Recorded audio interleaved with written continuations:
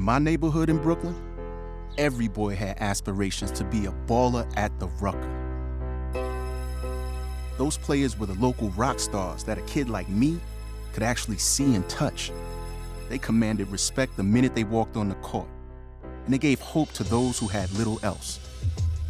Over 40 years later, two icons, Charles Scott and Joe Hammond, reunited at the place where their names will never be forgotten.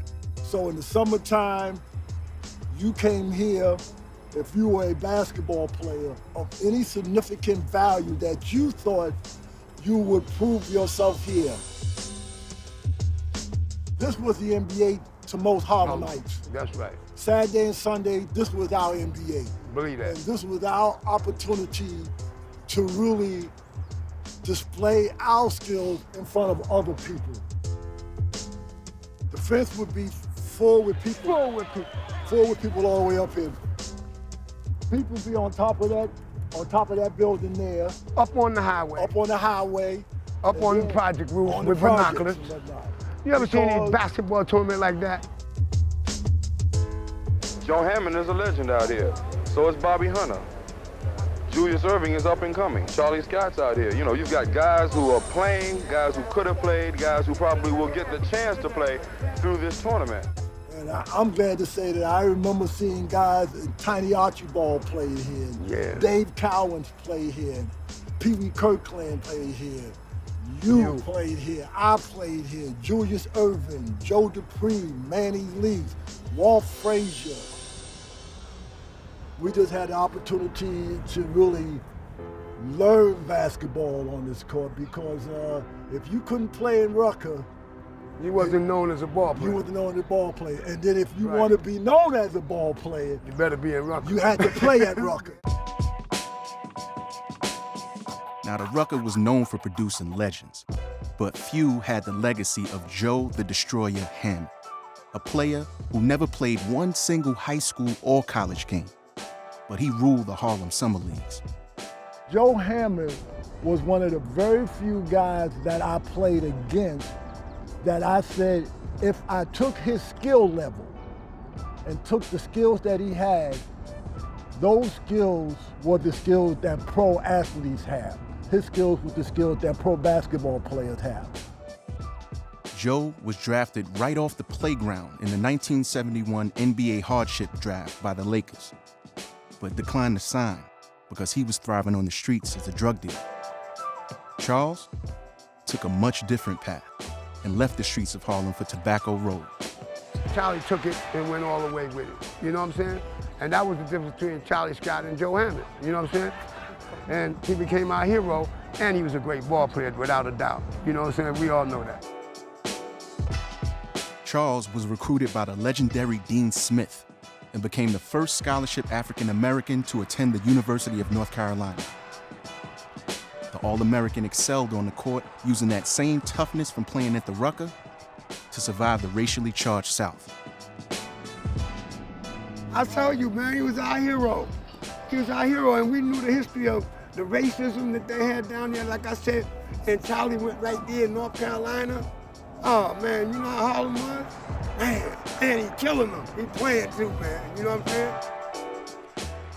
Going to North Carolina was just in addition to what I was used to in life.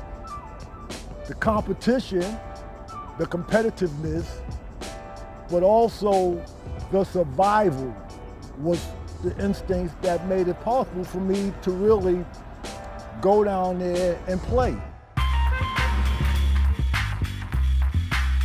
After North Carolina, Charles headed to the ABA, but no matter how successful he was, he would always have to prove himself at the Rucker. Everybody knew that I had come from North Carolina. I had played at the University of North Carolina. I played in the ABA for a year, and I was Rookie of the Year and made the All-Star team and had played, you know, and was pretty successful at that time.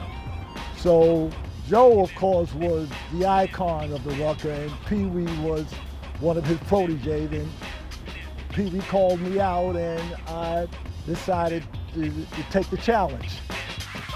And at that time, I had my girlfriend with me. So can't show me up in front of my girlfriend. Showed you up, right? That's why you were so erratic. You said, come out here. Yeah, that's what it was about. Cause you crazy. Pee Wee had called me, or he called me and said, well, yeah, man, but I come on and play. It was a simple challenge from playground hero Pee Wee Kirkland that sparked one of the greatest streetball games ever.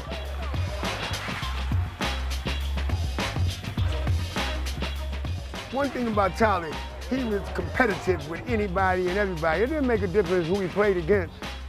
Charles and Dr. J put on a show for the crowd, including this crazy alley-oop that became Rucker legend. But knowing me, I was probably shooting the damn ball and didn't make it in Julius corner and dunked it. Everybody thought it was an alley-oop. And Julius caught it and dunked it. So they like, ooh, that's a hell of a pass. Yeah, I'm gonna say it's a pass. It was a great game. All of us scored a lot of points because it was a triple overtime game. I had about 40, Joe had about 40, Julius had about 30, Pee Wee had about 30. We had that. And at the end of the game, I'll never forget, we're on the side, the game is over, and one of the guys from Milbank, I'm not gonna say his name, friend of Joe and him, and Joe know who I'm talking about, he looked at me and said, good game. Don't come down past 116th Street anymore or you'll be dead. So people took the game seriously.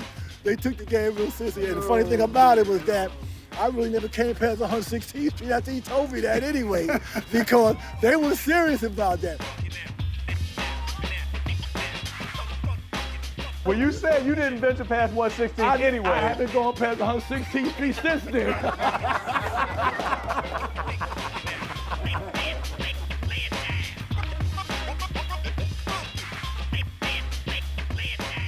I ain't got to pay it, do I?